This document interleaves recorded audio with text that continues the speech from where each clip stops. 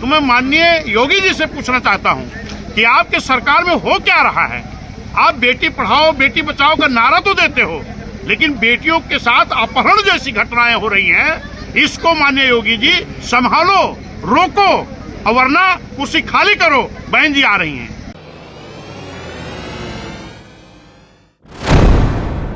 आदाब, मैं हूं मुमताज आलम रिजवी और मैं बात करूंगा बहुजन समाज पार्टी की। जहां उत्तर प्रदेश में बहुजन समाज पार्टी जिस तरह से मजबूती के साथ खड़ी हो रही है जगह जगह। अभी मेरठ के मामले में जो तस्वीर सामने आई है, बहुत सारे लोगों ने उसको सियासी रंग देने की कोशिश की, लेकिन बीएसपी ने सही माना में कार्रवाई की।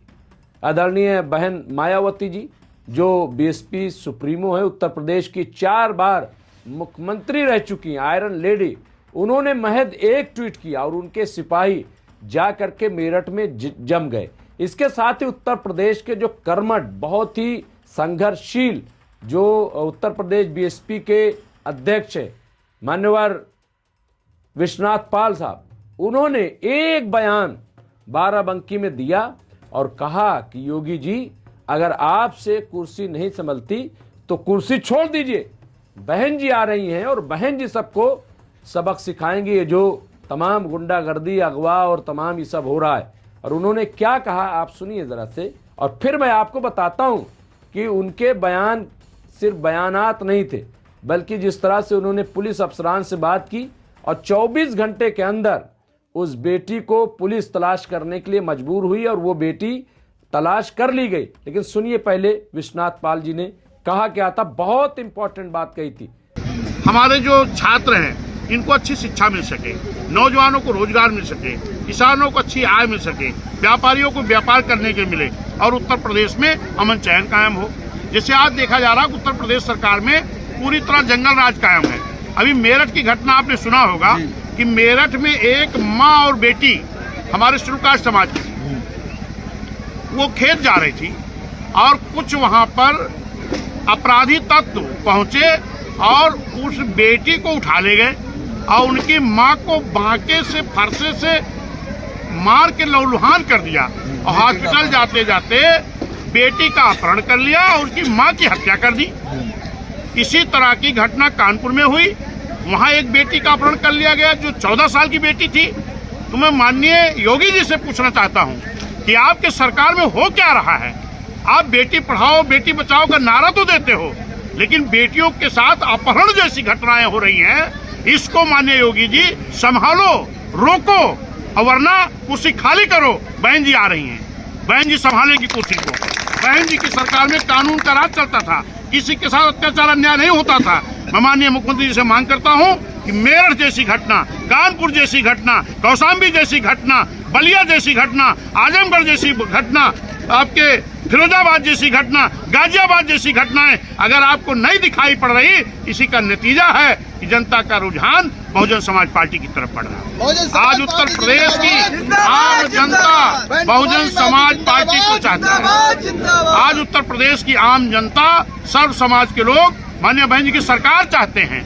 आज लोग जाति के नाम पर नहीं वोट करेंगे, अपने बच्चों की शिक्षा के नाम पर वोट करेंगे, नौजवानों के रोजगार के नाम पर वोट करेंगे, कानून के राज के नाम पर वोट करेंगे। ये नहीं कि आज जगह तो निकलती है और लोग फार्म भरते हैं, परीक्षा देने आते पर्चा लीक हो जा रहा, क्या करेगा नौजवान।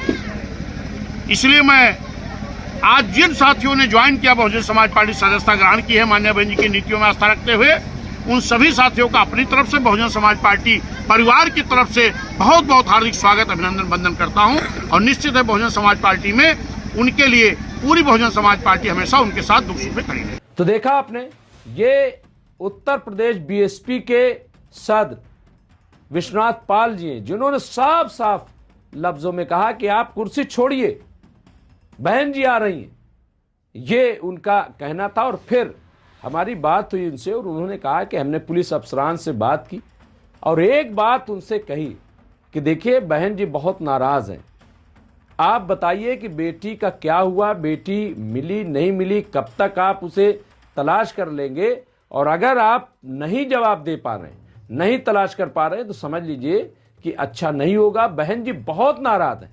मैं इसलिए, और उसके बाद हमने देखा कि 24 घंटे के अंदर वो बेटी जो है वो तलाश कर ली जाती है।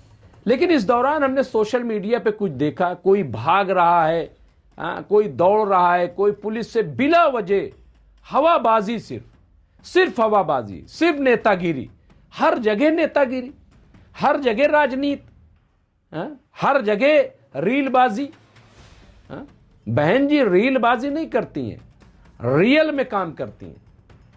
और उनका एक ट्वीट जिस तरह से भारी पड़ता है, अभी SIR के मामले में जो डेट बढ़ी थी, सिर्फ बहन जी ने एक ट्वीट किया था और एक ट्वीट का असर यह हुआ कि हुकूमत झुकी और हुकूमत ने SIR की तारीख उत्तर प्रदेश में बढ़ाई थी। तो बहन जी देखिए, जहां कहीं भी जुल्म ज्यादती हो रही, लोग कह रहे हैं बहन जी खामोश हैं। बहन जी को पता है कि काम कैसे करना है और कब क्या बोलना है। बिला वजह की राजनीति करना और लोगों को उकसाना, ये वो नहीं करती। मेरठ में आप देखिए, बहुत पुराने तरीके से जो BSP के जाबाज सिपाही थे वो वहाँ पे पहुँचे, वहाँ अड़े रहे, वहाँ पे जमे रहे और वहाँ न कहीं कोई रीलबाजी है, न कहीं कोई राजनीति है, बल्कि सही माने में वहाँ पे लोग जो है और बार बार यही कहते रहे कि इंसाफ मिलना चाहिए, इंसाफ मिलना चाहिए। तो ये BSP की ताकत है। BSP सिर्फ जो है फोटोबाजी और रीलबाजी और मीडियाबाजी और बयानबाजी, इन चक्करों में नहीं पड़ती। BSP जो है वो ठोस मजबूत काम करती है, बूथ लेवल तक उसके लोग हैं। BSP चाहे तो आज एक आवाज में बहन जी के, सिर्फ एक आवाज में, आप समझ नहीं सकते कि उत्तर प्रदेश में क्या हो जाएगा। लेकिन बहन जी समझ रही हैं कि इस तरह से अपने लोगों को उठाना बात बात पे मुनासिब नहीं है, बल्कि हुकूमत पे एक सही दबाव बनाना और जो जुल्म ज़्यादती हो रही है उस पर बोलना और उस पर आगाह करना लोगों को, यही सही मानों में सियासत है, राजनीति है। बाकी बहन जी आ रही हैं और बहन जी जब आएंगी तो आप देखिएगा, न बुलडोज़र न बुलेट, लेकिन तमाम जो इस तरह के गुंडा एलिमेंट हैं वो सब जेल की सलाखों में होंगे, सब जेल की सलाखों में होंगे और प्रशासन जो है वो अपना सही से काम करना शुरू कर देगा। तो आइए इस कारवां में शामिल होइए और याद रखिए कि रीलबाजी और रीलबाजों से, बयानबाजी और बयान बहादुरों से खबरदार रहने की ज़रूरत है। असल में लीडर कौन है और किस तरह से वो काम कर रहा है, उस पर नज़र आपकी होनी चाहिए। बहुत बहुत शुक्रिया। देखते रहिए MMC न्यूज़ इंडिया।